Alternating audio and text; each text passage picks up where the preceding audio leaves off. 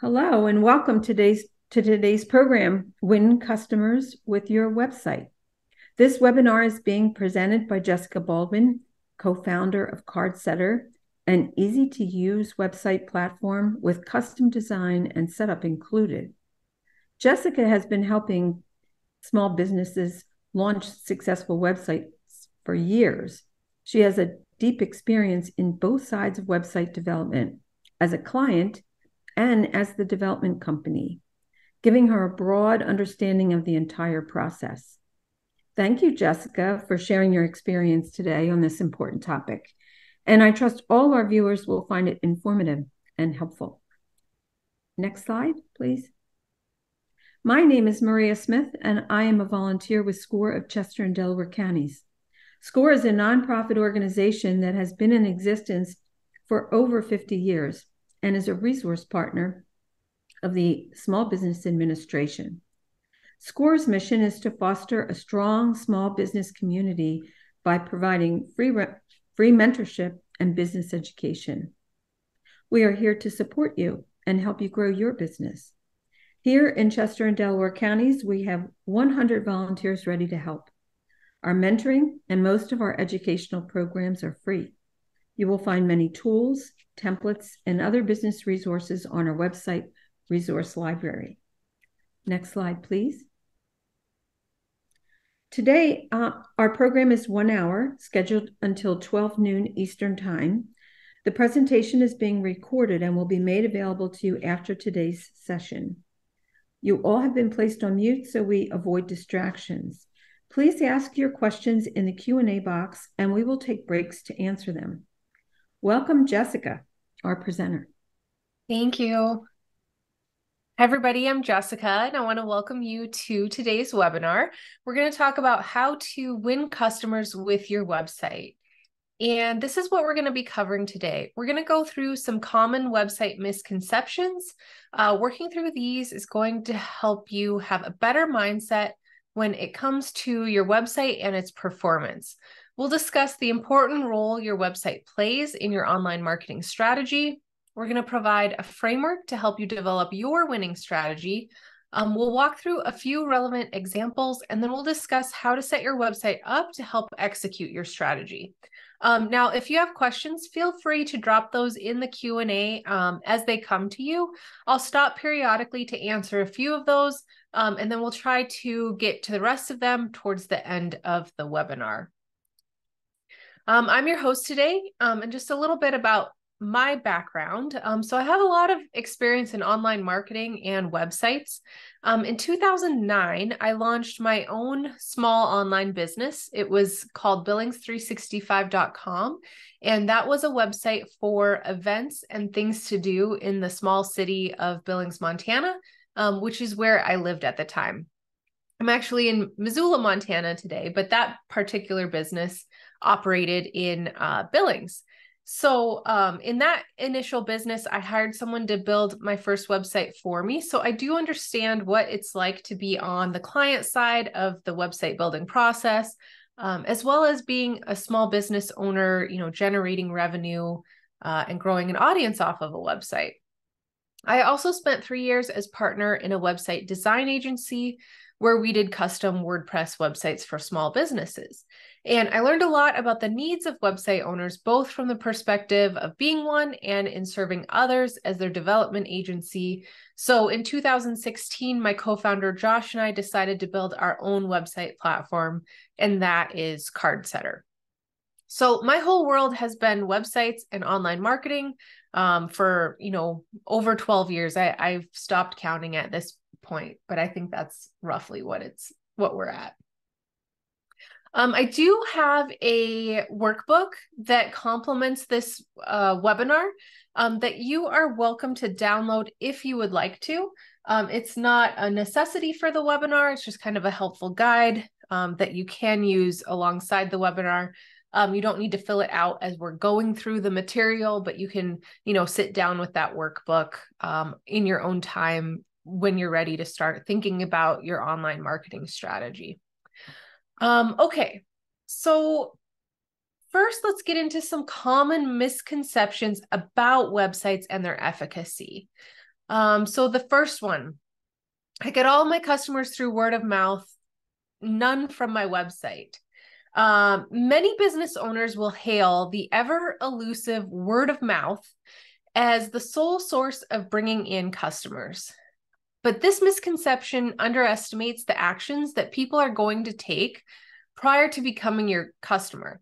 So even if people hear about your business from a friend or acquaintance, they're likely to visit your website to get more information before contacting you or before coming into your business. So it's still a good idea to, make a good impression with a professional website.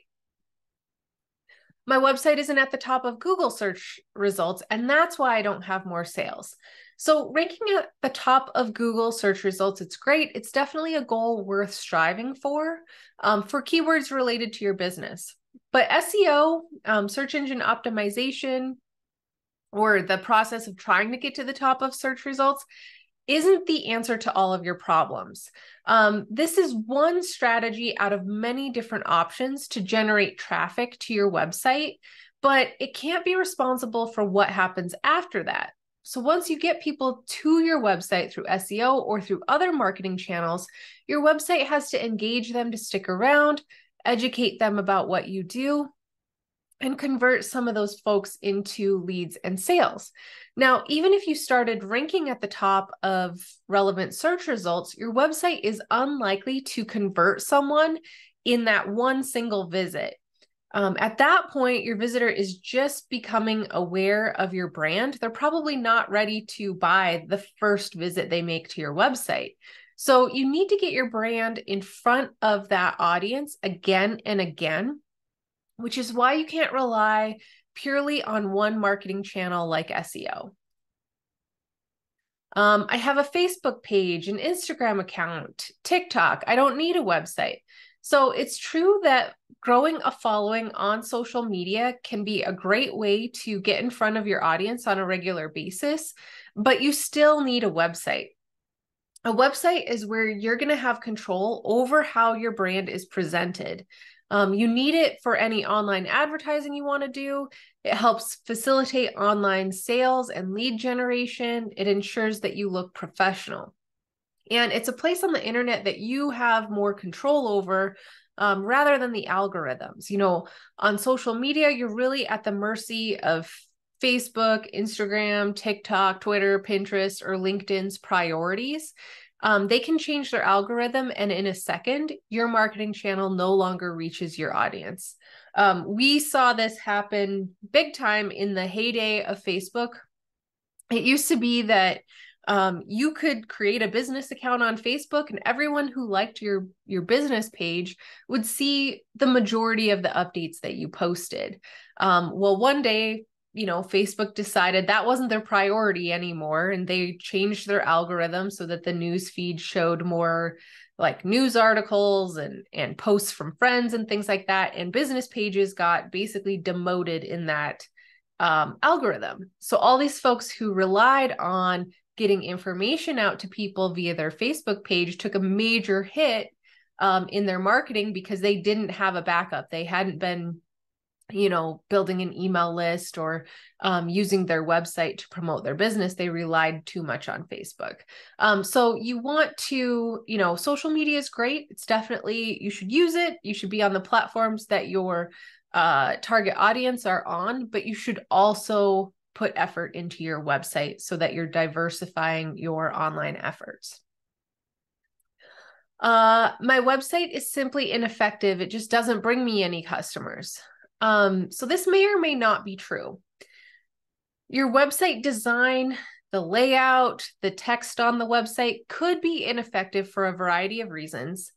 But what I see more often than really that being an issue is that you're not getting enough traffic to your website, and your marketing activities aren't producing enough frequency and repetition with your audience, getting in front of them over and over again to get them to act. And if you think about your own behavior, it's really easy to understand this, right? How often do you see a single ad for a product or service and decide to buy it right then and there? see one ad, click it, visit the website, purchase. Like, I bet that doesn't happen in your world very often. And your website visitors are the same way. They're unlikely to visit your website one time and act immediately. So you have to find a way to kind of bring them into your world and then be in front of them when they are ready to act. So I want you to stop thinking about the website on its own as this single thing that does or doesn't work. Your website plays an integral role in your overall marketing strategy. It's not going to be effective in a vacuum. You don't just design the perfect website, put it up online, get traffic, get customers. There's a lot more effort that goes into actually generating leads and sales from a website. And a lot of it happens actually off of the website. So now that we've gone through those common misconceptions, let's talk about your website's role in marketing your business online. Establishing your brand. Your website is your home on the internet where you can express your brand voice and control the experience for your website visitors and your customers. Professionalism. Your business looks more legitimate when you have a professional website, and professionalism goes a long way in building trust with your audience, so they're more likely to work with you. Think about it. Even if you got like a referral from some of your friends for like a dentist, you're like, I need a new dentist. And they give you a couple of names of dentists they like, right? You ask a few people, you got a couple that you're going to look into.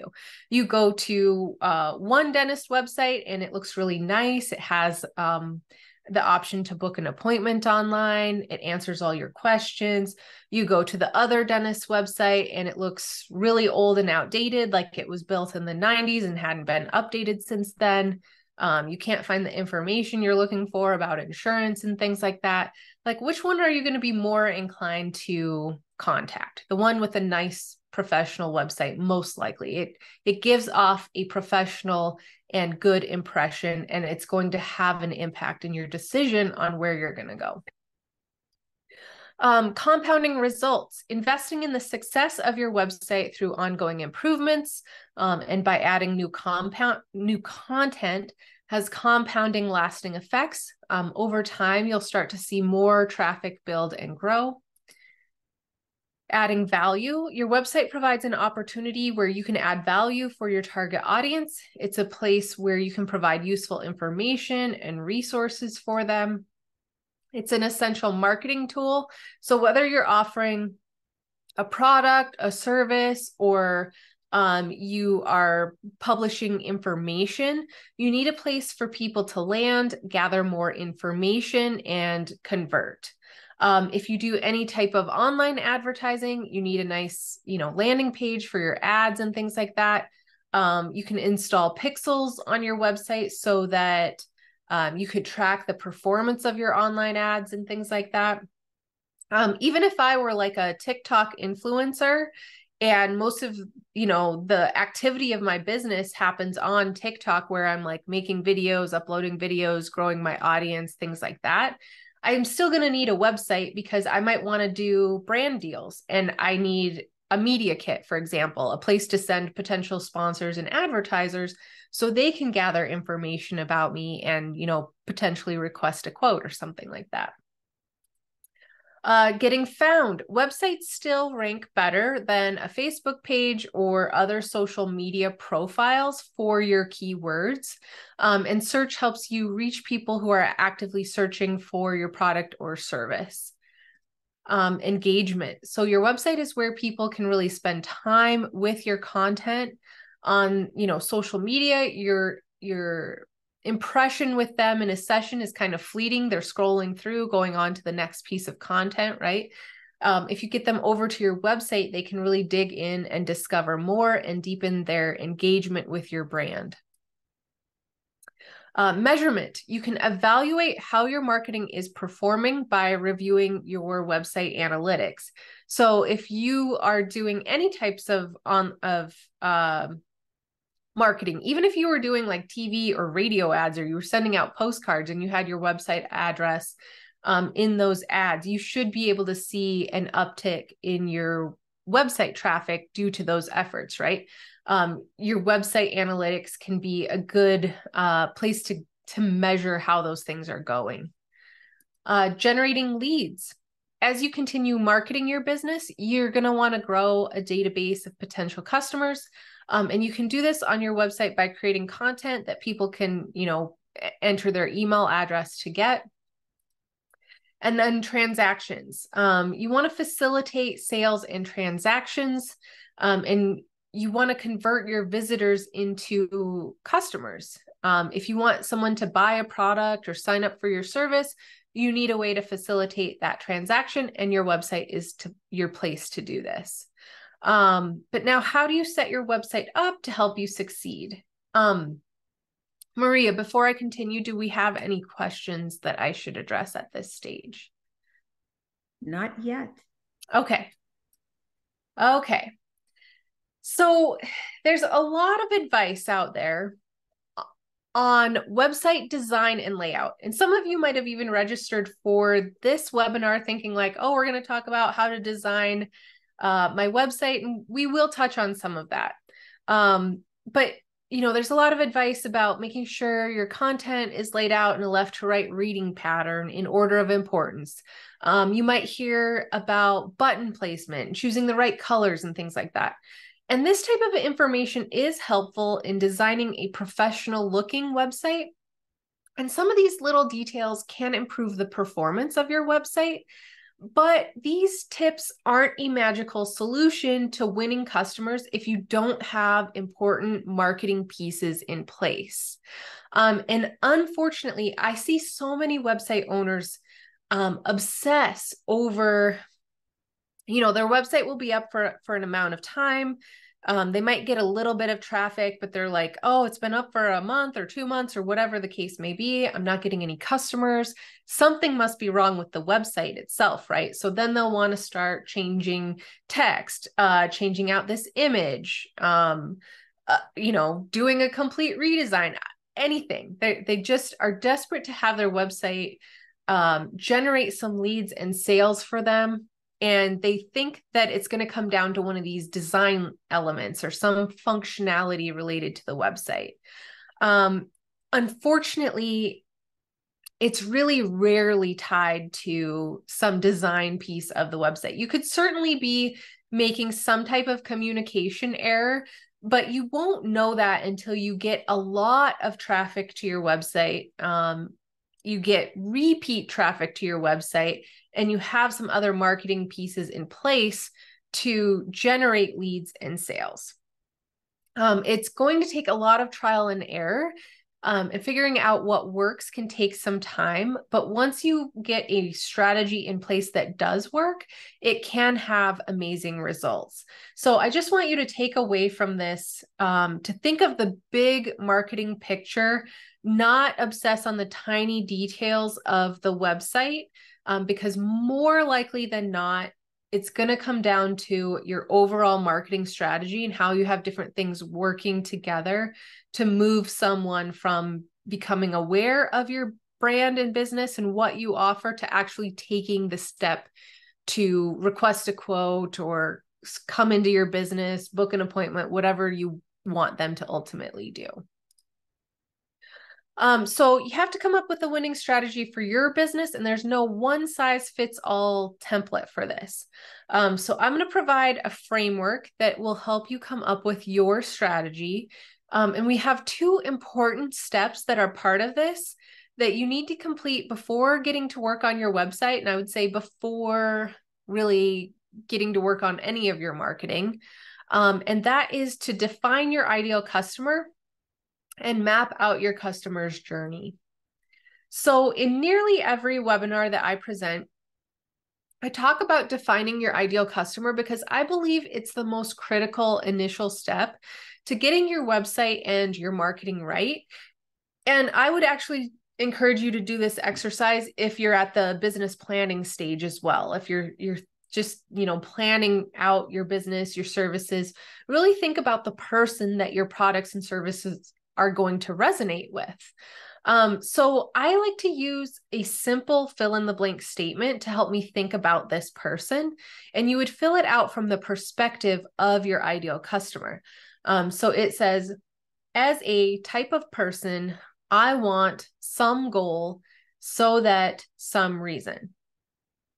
So just as an example, here's how one health coach might think about their ideal customer. As a busy working parent, I find it challenging to find time for fitness, but I want to feel fit and healthy so that I have more energy to play with my kids after work. So of course, not every health coach is going to fill that out the same way, right? They're going to have a different clientele that they want to focus on. And different clientele are going to have different motivations for wanting to work with a health coach. So they're going to try to pinpoint, what is that thing that would move someone to want to work with a health coach, and try to get that into this ideal customer statement. From there, you can layer on additional information. So, how old is this person? What is their career or their educational background? What are their interests? What kind of media do they consume, and more?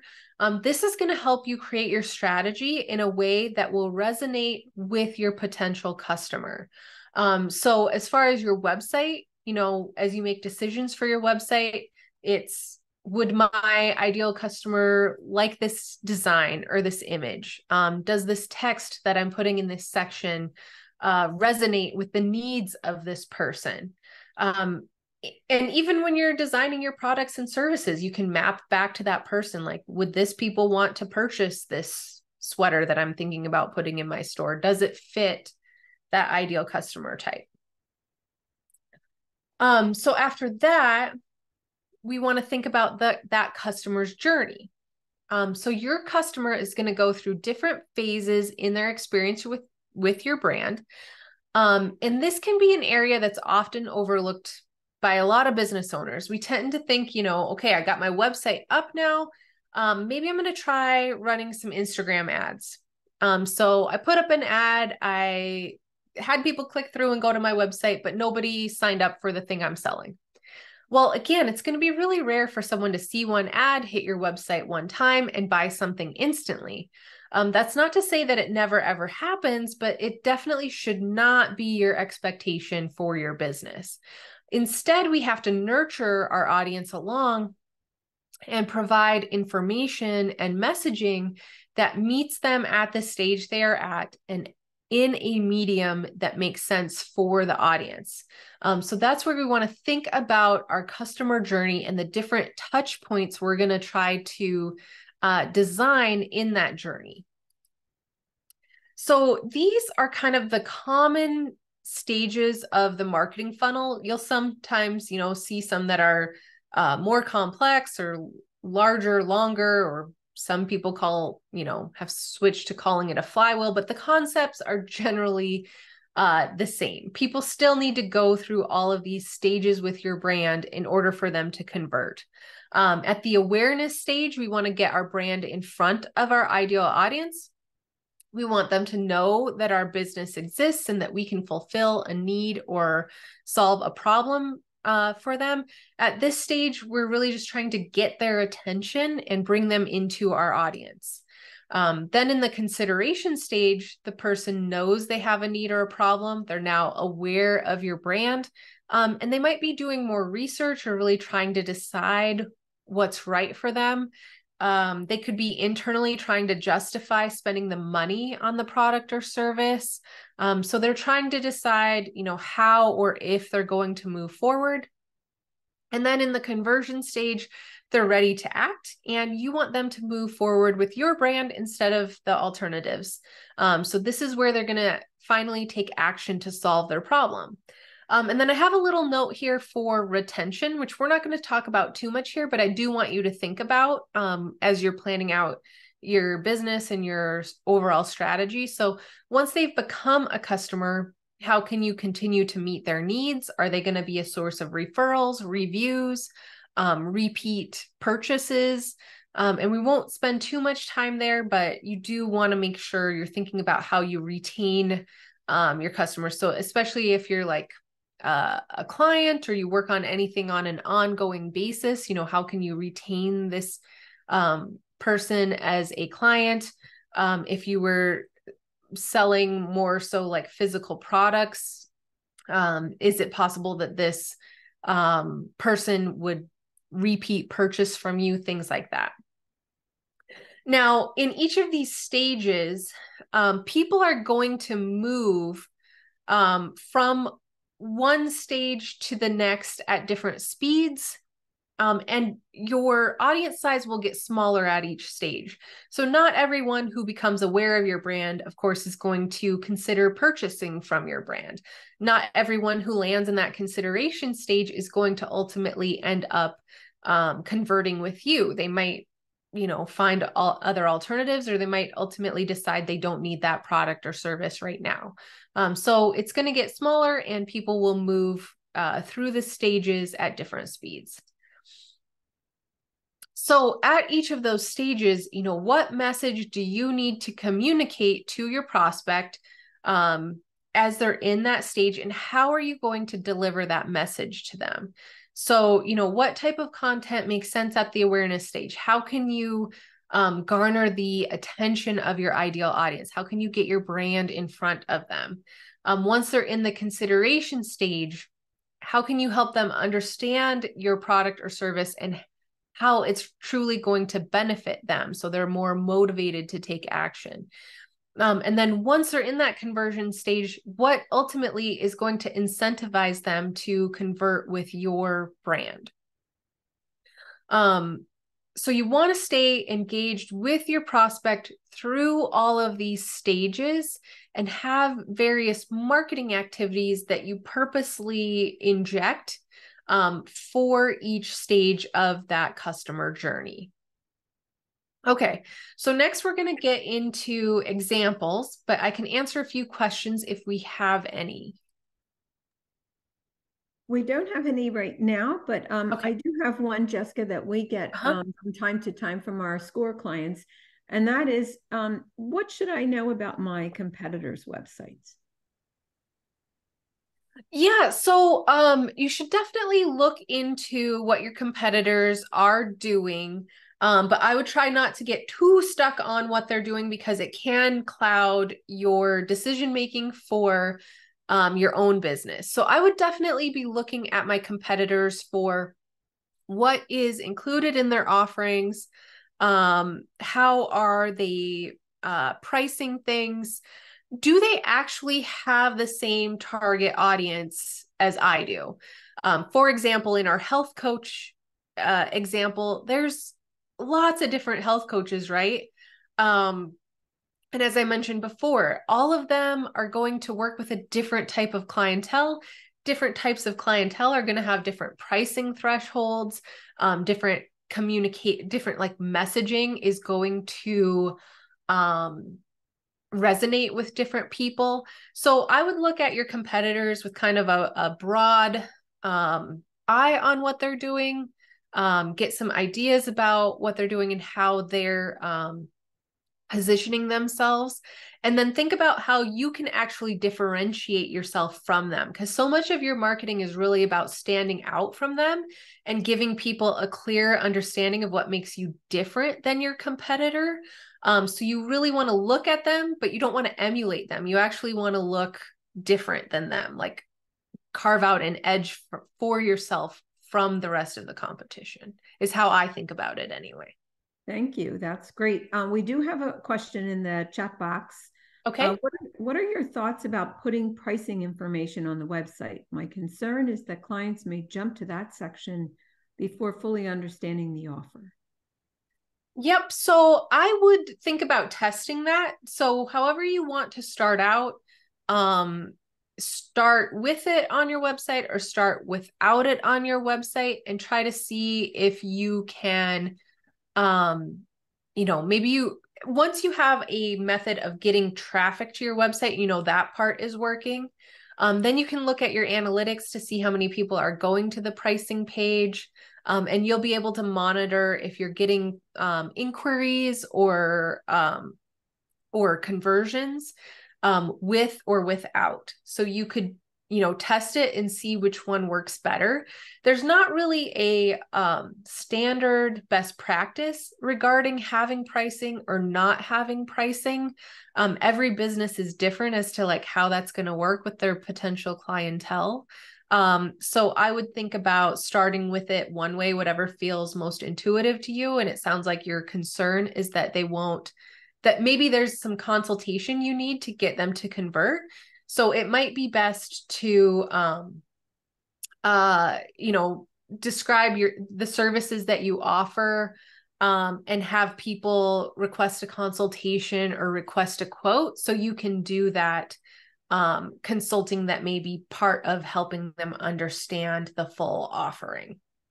Then once you get through that, actually, that would be a great way to start, because you would get feedback through that process from the people that you talk to, and you'll have a better gauge of like what their pricing threshold is and the questions that they have. Then you could start incorporating that content into your website, answering more of those questions up front. And you might feel like you have a better basis of explaining the full offering on the website, where you feel more confident putting the pricing up and generating conversions that way.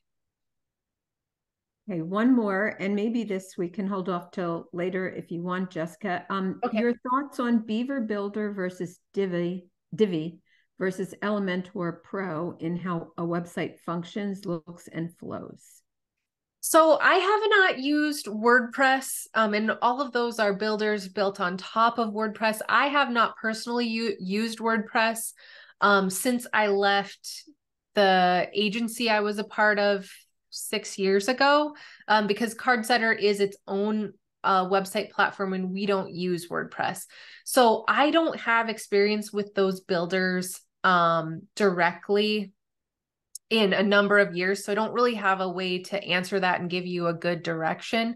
My general guidance on any website platform related question is to sign up for the free trials and use what feels most intuitive to you. And of course, that has the features you need for your business.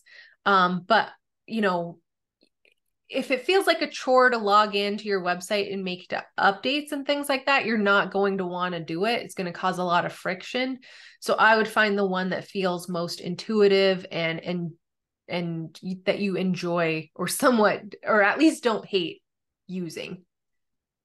Thank you. I think we can move on now. Okay, so let's go through some examples on winning customers with your website. We're going to walk through how these sample business owners would set up their process. You'll kind of get an idea of how this customer journey would play out for their business. So Penelope's Plant Place is our make-believe business. It's a small nursery located in Colorado Springs, Colorado. And Penelope doesn't have a landscaping crew. She really caters to the do-it-yourselfer. So she sells plants and accessories from a physical location, but she also offers professional design services so that customers who want help making a landscaping plan can get it. She knows that those consulting services are going to ultimately increase her plant sales. So Penelope's ideal customer is the avid do-it-yourselfer. And she knows that new homeowners often fall into this category. So perhaps she would fill in her ideal customer statement like this: as a new homeowner on a budget, I want to add plants to my home so that it reflects my personal style and is a warm and inviting place to be, but I don't know much about plants or landscape design. Then on her website, she's going to try to appeal to that person that she's identified. So she says, personalize your space, visit Penelope's Plant Place. Then she has some support text there that says, we're here to help you DIY your dream space. Personalize the interior and exterior of your home with plants that will survive, thrive, and look great too. And then she has a call to action there to schedule their free consultation. So now, what are some ways that Penelope can use this website to attract and nurture that ideal customer? So if we first think about the awareness stage, Penelope wants to make her ideal customer aware of her business.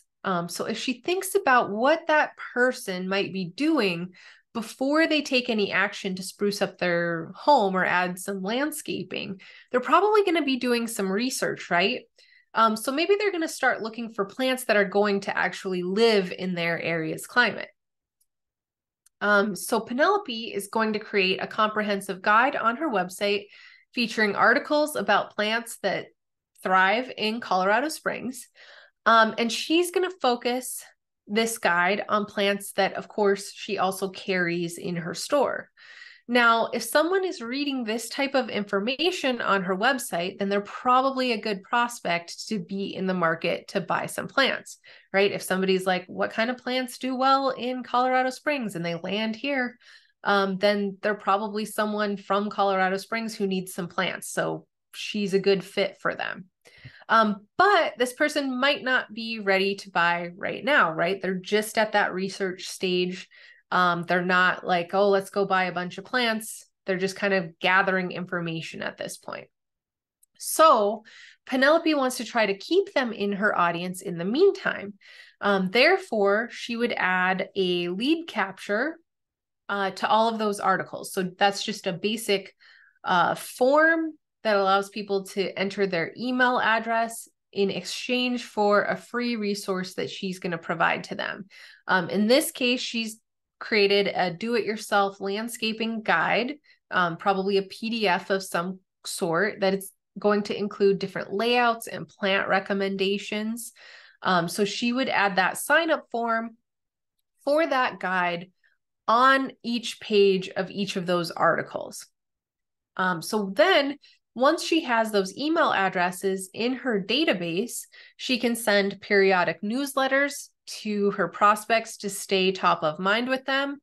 She could also run retargeting ads on Facebook, Instagram, or Pinterest to stay engaged with the people who have visited her website and been on any of these articles.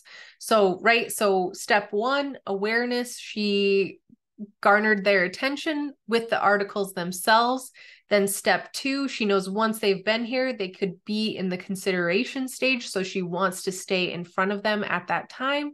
And she's going to do that through an email newsletter, as well as retargeting ads to keep her brand in front of people while they're elsewhere online.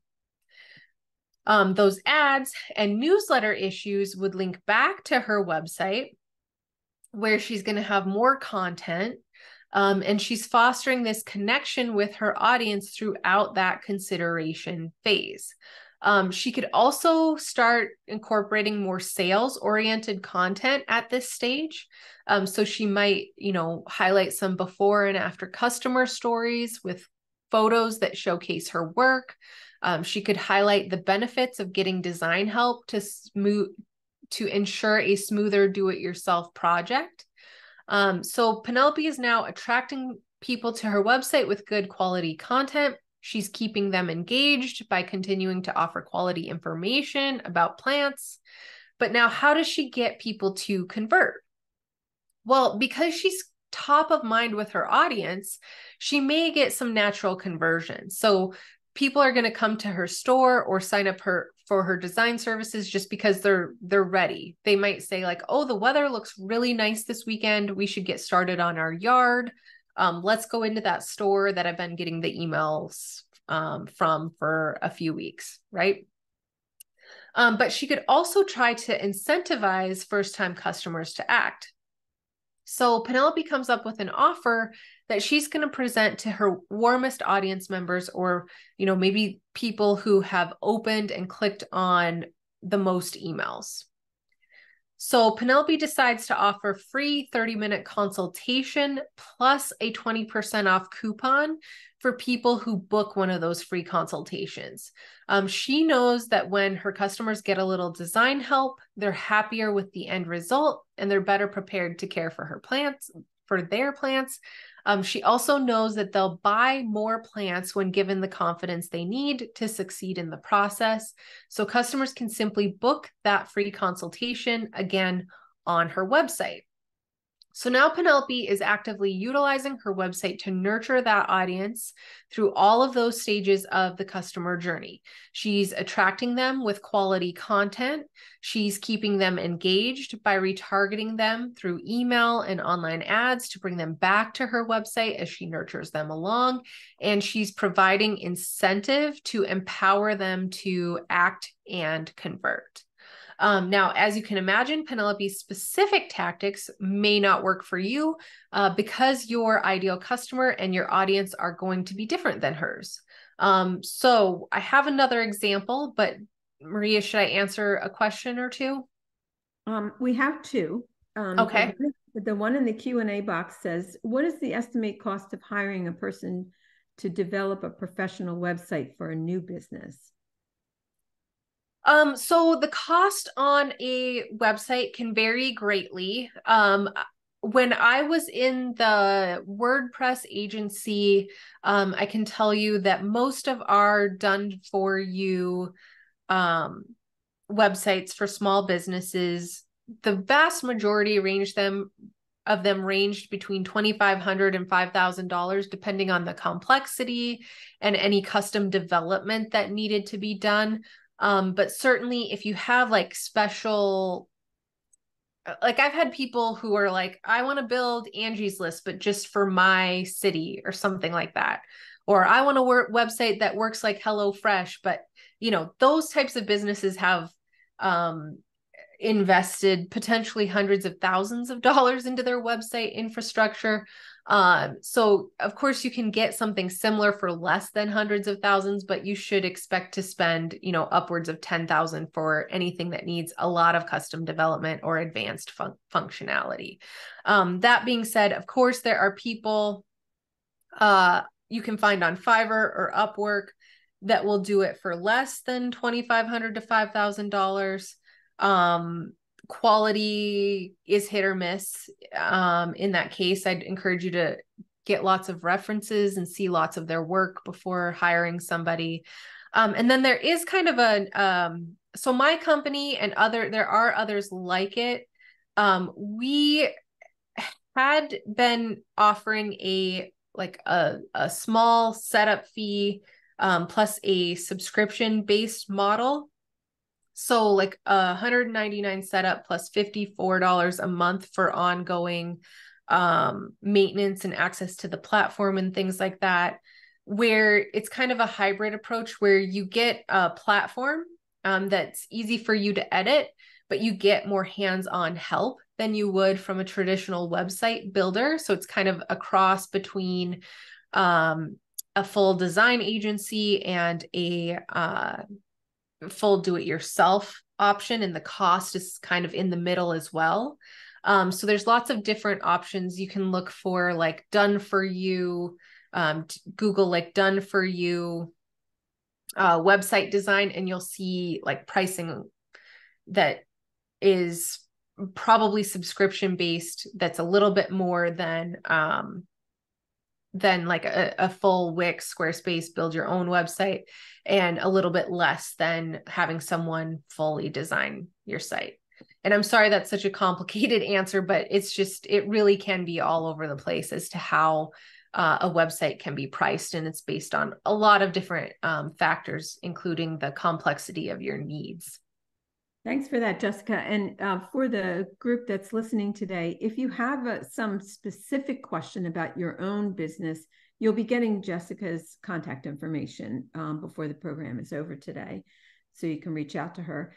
We have one other in the chat box. Are Google Ads worth it with a small budget? They can be. Google Ads can be worth it with a small budget. I am not a Google Ads expert. I have played with the platform before, but I would still point you back to having a full marketing strategy. Like once you get someone to your website, what is your expectation from that Google ad? Again, I wouldn't run Google ads and expect conversions just off of the ad itself. But if you can, run Google ads, get traffic to your website, and then have a resource that people can sign up for with their email address or something like that. Sometimes people, if you have a valuable resource, they may be inclined to provide their email address for that. And then you can continue marketing to them. Or once you get them to your website, you can retarget them on other platforms. But I would say having the expectation that you can run a Google ad and instantly get customers from it is just not likely. It's not likely through Google ads. It's not likely through any type of advertising. It's not likely through SEO. You have to have this customer journey concept and a way to stay in front of people over an extended period of time to get some of them to eventually convert.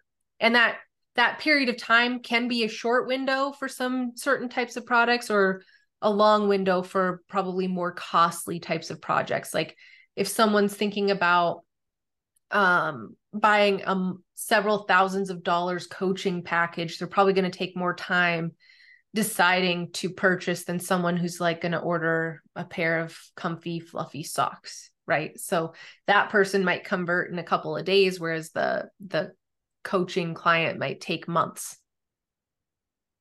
Thank you. Okay, so another example. Let's consider a business that relies more so on doing direct sales.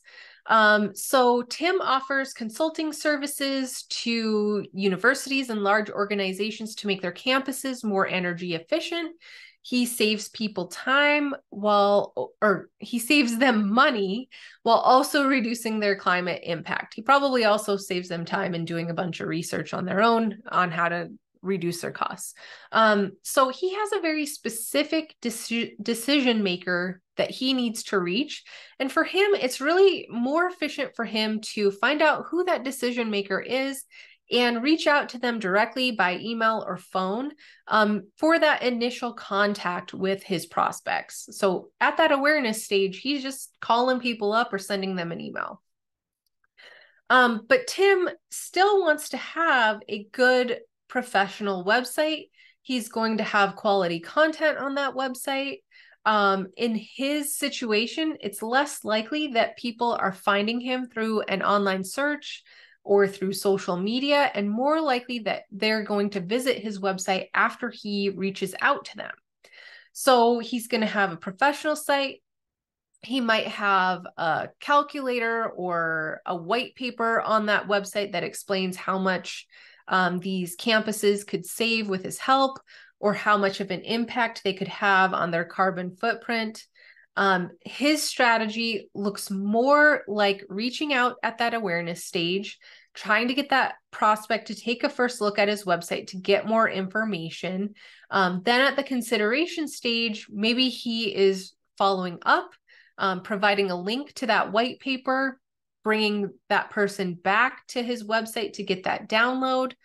He's continuing to engage with his prospects through follow-up emails, but he's utilizing his website to support that strategy. And then for people to convert, he'd probably like to let them book a phone call or an online meeting at a time that works for them. So he's going to have book a consultation option on his website.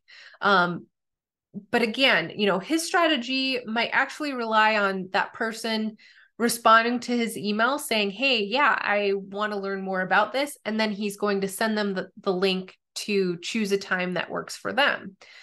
So his strategy, is very email focused. A lot of times when we think about websites, we think like, oh, it's got to be this thing that I put online that gets all kinds of traffic, that people just hit my website and they're so compelled by what my website says that they convert. But that's not always the case. In Tim's case, he's using that website as a support piece in the strategy that works best for him, which is actually to do more one-on-one communication, reach out to people through a phone call or an email, and then utilize his website in that process, in that customer journey to help support that strategy.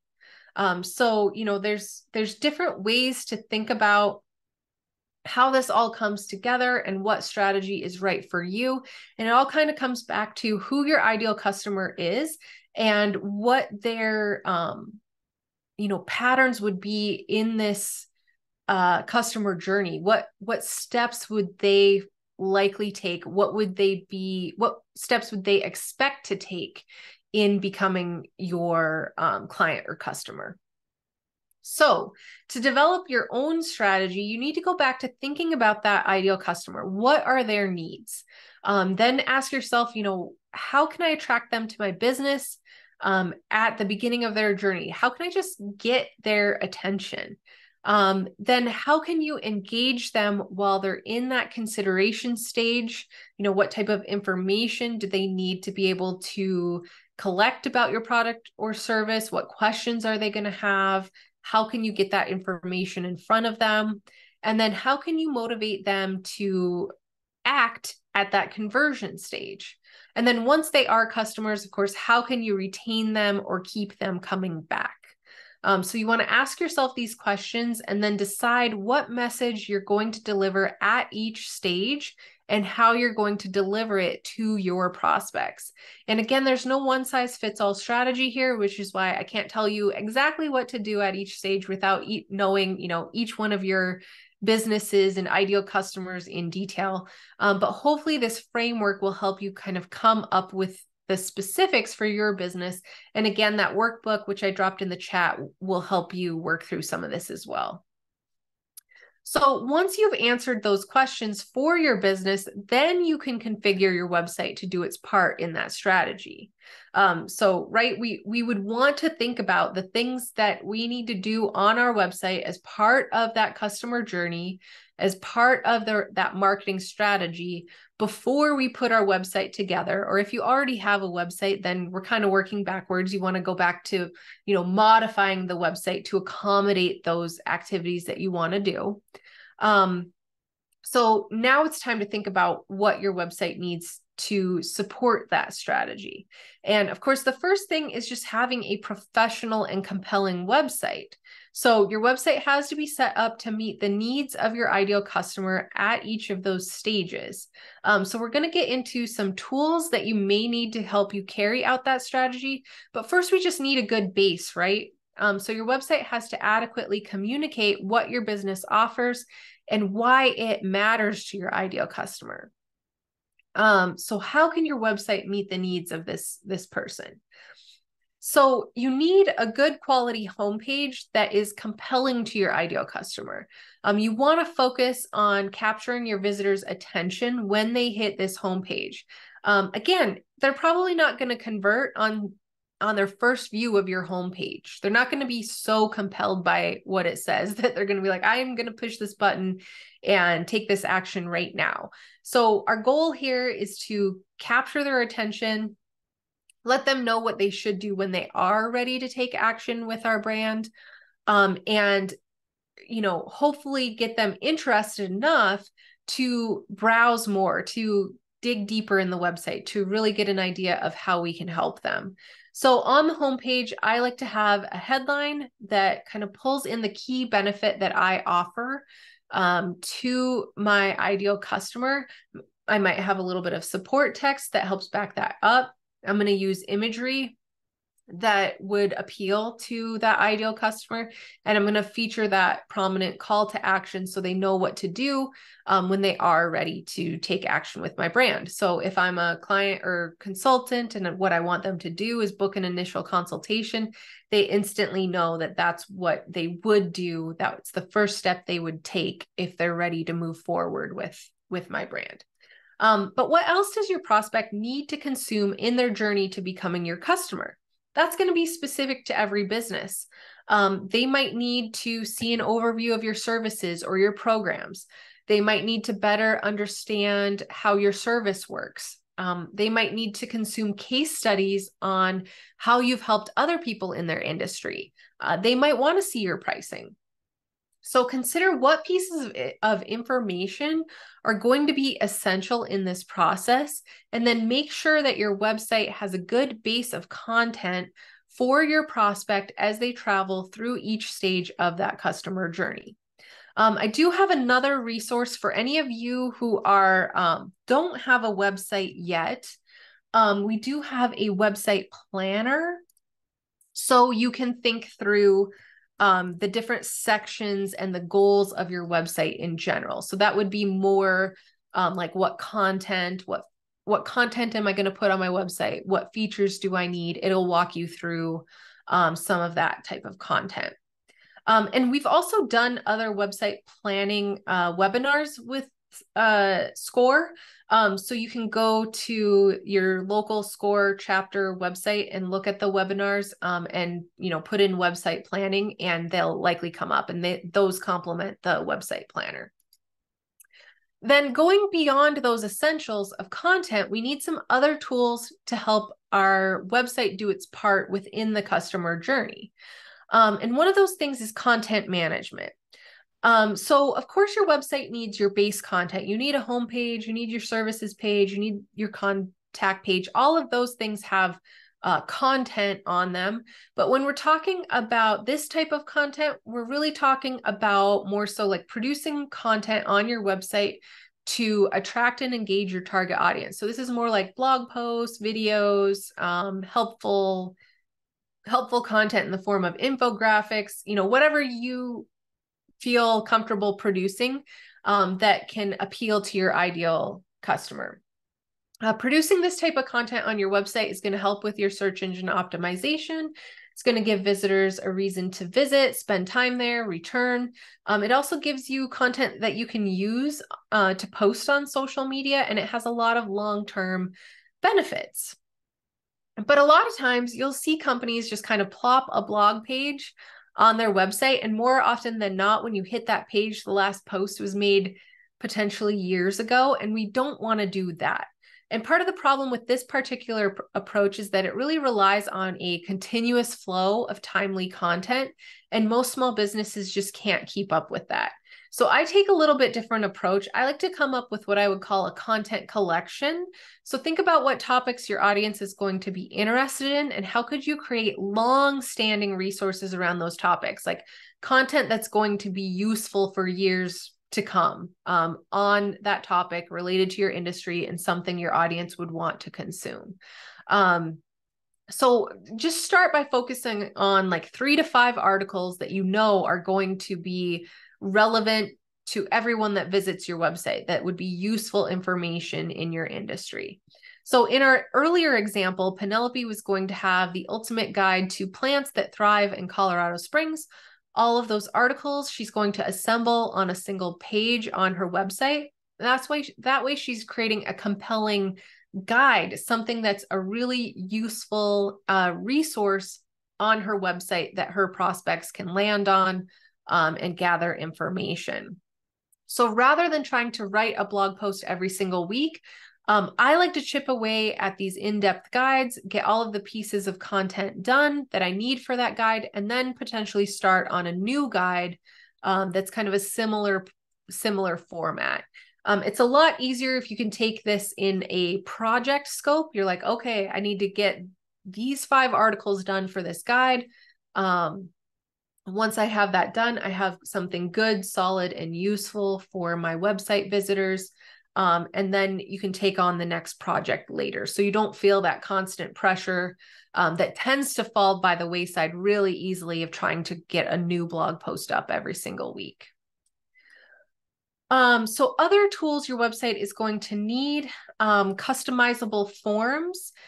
So if you're going to offer a lead capture, register people for a webinar, run a contest, you need a way to accept those submissions, and you can do that with a form on your website. Some website platforms will have a form builder in them that you can use, but there are other third-party options like Cognito Forms or JotForm that have a lot more features and allow you to accept payments and things like that. So you can look into those for that use.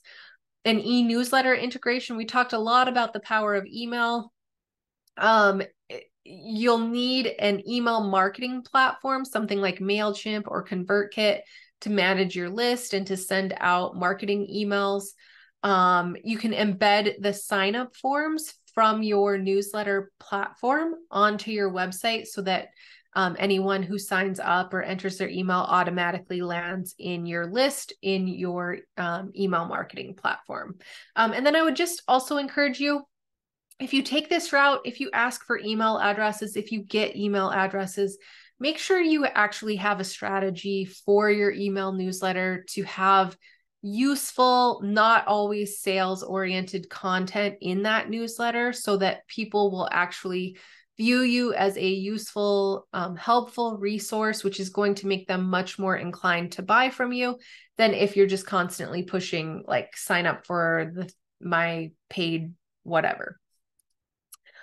Chat. You've probably been on a number of websites that have the little chat bubble, so people can ask questions while they're on a website. You can have that on your website too. A great free option is if you have a business account for your Facebook, Instagram, you can have a Facebook Messenger chat, which you can put on your website. People don't have to have Facebook in order to ask questions that way, but it's nice because if you have Messenger on your phone, you can get those inquiries no matter where you're at and respond immediately. Landing pages. So a landing page is really just a kind of a single subject page. It could be a landing page to promote a webinar, a landing page to promote your free resource, any number of things. But basically, it's just a single focus page that is typically used in your marketing promotion. So you might run ads to it, link to it in an email newsletter, etc. But these are useful.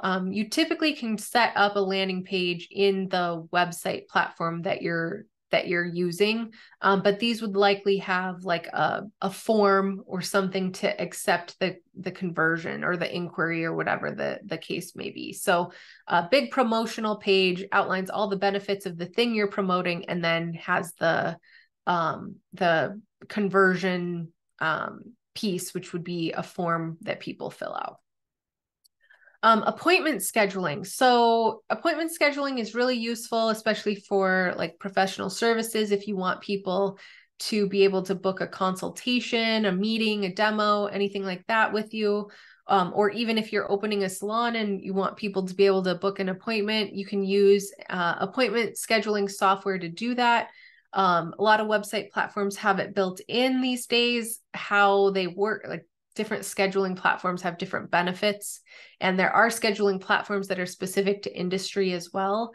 Calendly is a really popular kind of generic one. It works for a lot of different use cases. But there are some, like if you are a salon, you can put like salon scheduling in a Google search or, whatever your industry is scheduling, and there might be a better fit that has more features specific to you. E-commerce and payments. If you're going to take payments of any kind, if you're going to sell products or services, you need e-commerce on your website. If people will add more than one item to their shopping cart before checking out, then you need e-commerce that has a shopping cart. If you're just selling like webinar registrations, you want people to be able to pay as they check out. Or purchase a service package or something like that. You don't need a shopping cart for that type of thing.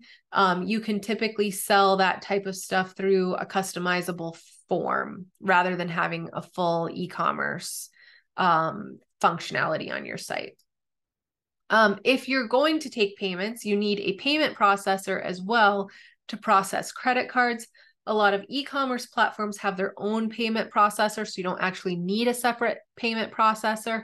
But if you were gonna like use the customizable forms, you need a payment processor hooked up to that form to take those payments. And one of the most flexible, works with almost every online tool out there, is Stripe. So you can sign up for a Stripe account at stripe.com. A lot of people also use Square as their payment processor. So those are two of the most popular. PayPal is another option, but less used, I would say, than the other two. Analytics. So you want to install Google Analytics on your website from the day that it launches. In Analytics, you can track how many people are visiting your website, what content they're going to, and get a lot of information about how your marketing is performing. And then pixels. So if you're going to do any online advertising, if you think you'll advertise on Instagram or Facebook or Pinterest or LinkedIn, Google Ads, etc., all of those ad platforms have what they call a pixel that you need to install on your website. And that pixel will track data regarding your campaign. It will ensure that like you could retarget the people who visit your website on the platform that you want to use. And they'll have directions on how to get the pixel, where to install it on your website, and all of that. But the main thing I want you to think about is getting the pixel installed sooner rather than later. Even if you don't plan to start advertising right now, it's advantageous to have the pixel installed right now and to start tracking visitors to your website, so that if in 6 months you say, I want to send an ad to everyone who was on my website over the last 6 months, you can't do that if the pixel's not installed. So I just think about the platforms you might want to advertise on and get the pixels installed right away. Okay, so to summarize, the way that you're going to win customers with your website is to first define your ideal customer, really understand who you're trying to communicate with and what their needs are.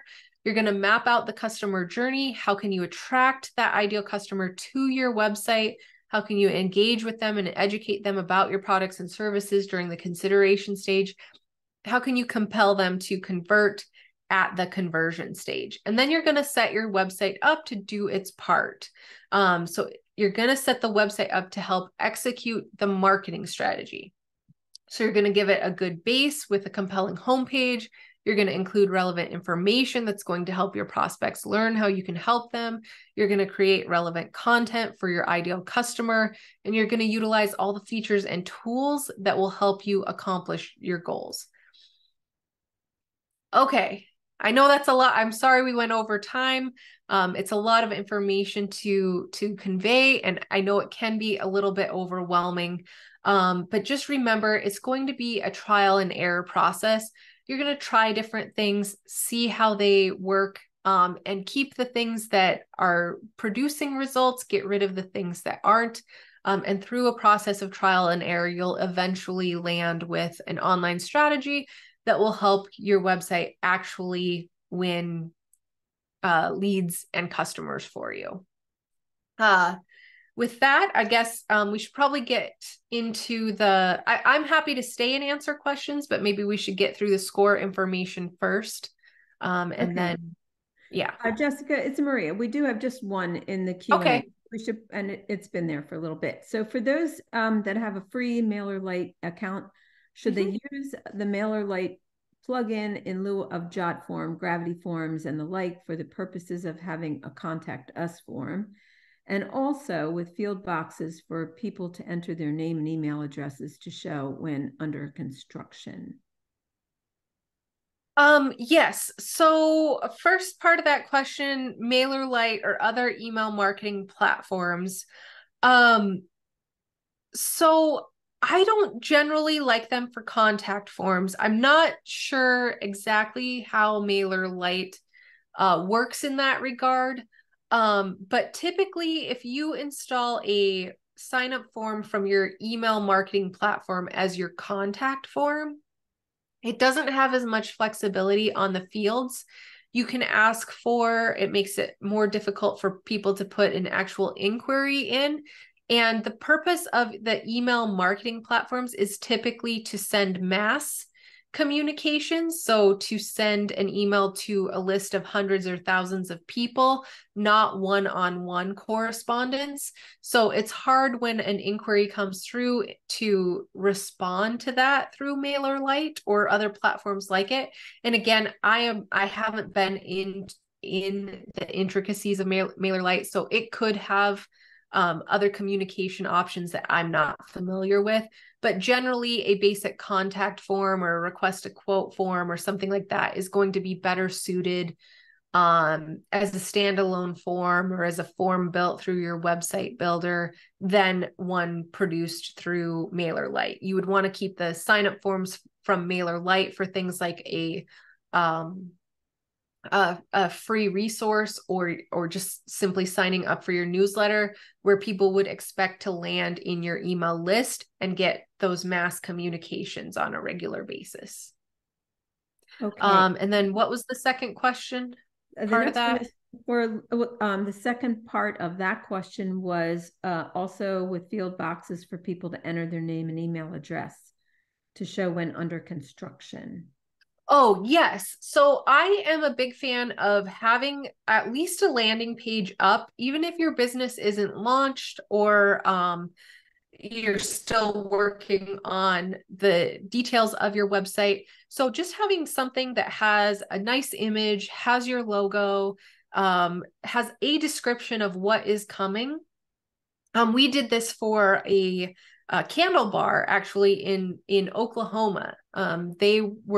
Their space was under construction. So in the short term, we still, had a landing page at their URL, had a nice image. It wasn't even the most accurate representation of the type of candles you make there, but it was something, right, that gave people an idea of the candle bar that was coming. And then people could enter their email address to be notified when the business opened, and they were able to, grow their email list while they were still working on things. So I'm a big fan of that approach, and I would highly encourage you to do that even while you're in the planning stages of your business.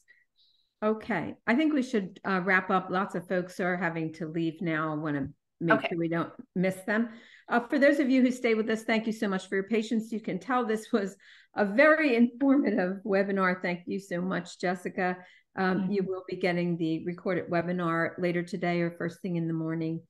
Anyone who has not worked with a SCORE mentor and would like to get some help on this topic or others, you will get this link that's a little hidden by the picture on the page you're looking at, but you'll get the actual link in your follow-up email from SCORE.